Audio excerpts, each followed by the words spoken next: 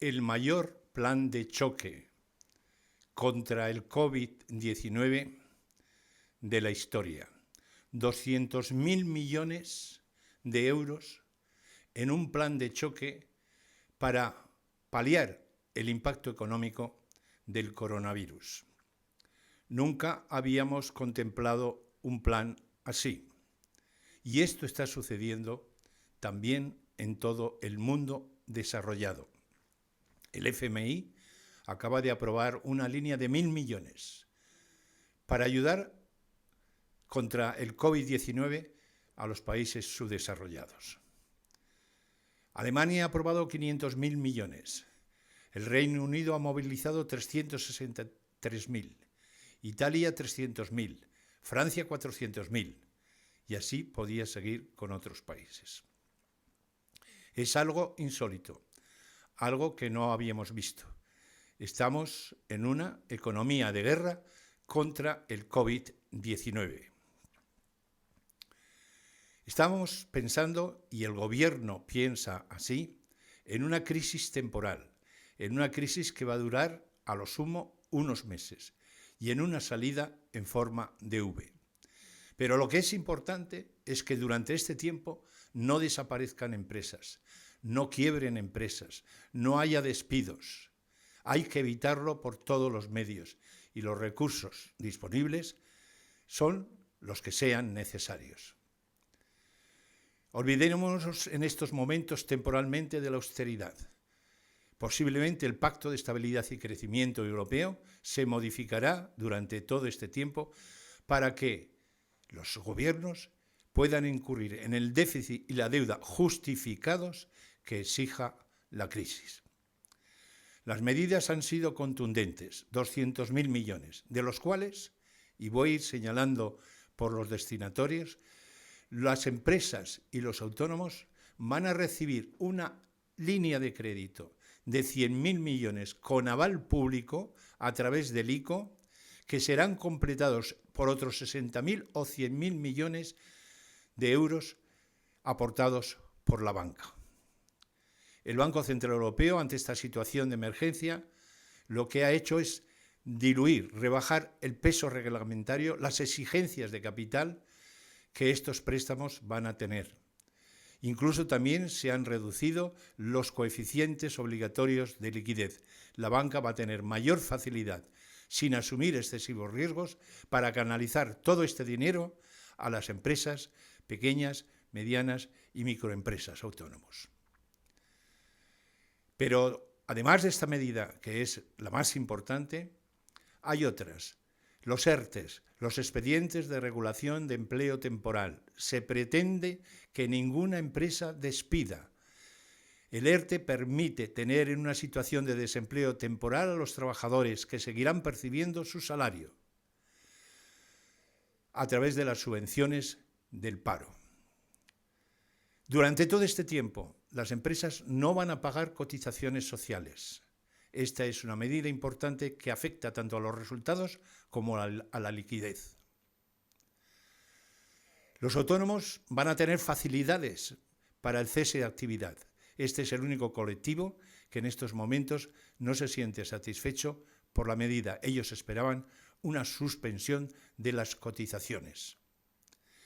Los trabajadores, todo trabajador que esté inmerso en un ERTE, cobrará el paro, haya cotizado o no haya cotizado. Además, no consumirá tiempo del periodo máximo de percepción de la subvención. Es decir, no contará para la subvención definitiva del paro. Los trabajadores podrán reducir su jornada por motivos de cuidado o atención a hijos o mayores, y esta reducción de jornada podría llegar hasta el 100%. Las familias. La principal medida que va a ayudar a las familias es la moratoria de las hipotecas. Durante el tiempo de vulnerabilidad, durante el tiempo que estén en despido, podrán aplazar las hipotecas, el pago de las hipotecas. La banca está de acuerdo con esta medida. Eso sí, está limitado a la vivienda principal. Pero también cualquier parado o cualquier familia vulnerable cuya cuota de amortización del préstamo, cuyo pago del préstamo mensual supere el 35% de la nómina, de los salarios que percibe, también podrán acogerse a esta medida. Se podrá ir a una reducción de jornada, si fuera necesario.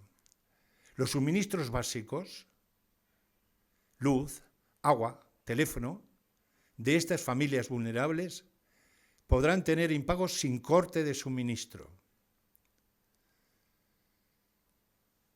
Además de esto, tenemos que tener en cuenta los 600 millones que ya ha aprobado en el anterior Consejo de Ministros en ayudas sociales para las familias que necesiten, que tengan elementos en dependencia o cuidados. Y por fin, a la investigación se van a destinar 30 millones de euros para investigar en una nueva vacuna contra el COVID-19. Como podréis comprender, estamos ante medidas extraordinarias. Medidas, además, es un plan abierto que irá evolucionando a medida que vayan teniendo efecto positivo o negativo las medidas, y por tanto podrá haber nuevas medidas. Por lo tanto, a los autónomos hay que decirles que efectivamente, quizás en estos momentos no hayan sido excesivamente bien tratados, pero no deben de perder la esperanza porque el Gobierno está abierto a nuevas medidas. Este plan de choque ha sido consensuado con todos, con los bancos, con los sindicatos, con los empresarios, con el Banco Central Europeo, con la Comisión Europea.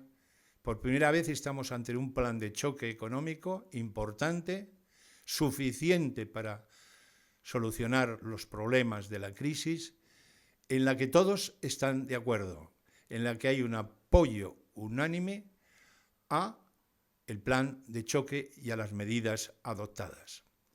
Esto está ocurriendo, como he dicho, en todo el mundo, con cantidades también importantes en todos los países europeos.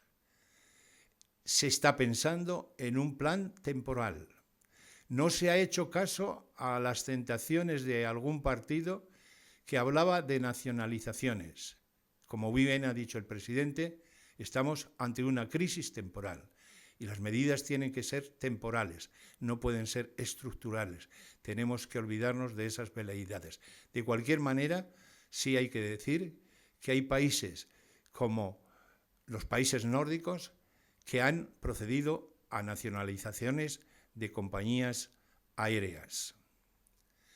Coincidiendo con estas medidas, hemos visto también actuar en el mundo financiero a la CNMV, la Comisión Nacional del Mercado de Valores, con dos medidas importantes.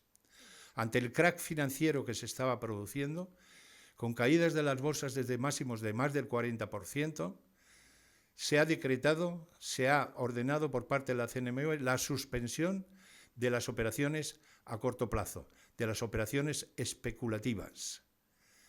Esto ha ocurrido en España y también ha ocurrido en otros países. También se está protegiendo, blindando, ante las grandes caídas y fuertes caídas que están teniendo sus cotizaciones en la bolsa, a las grandes empresas, prohibiendo el que puedan ser opadas por compañías extranjeras.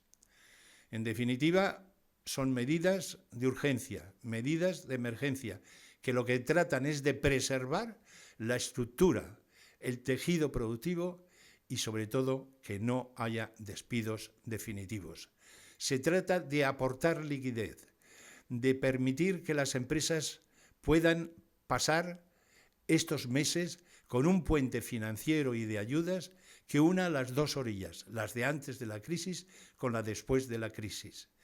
Son medidas que van a permitir que no haya un deterioro definitivo. Es posible que tengamos una recesión.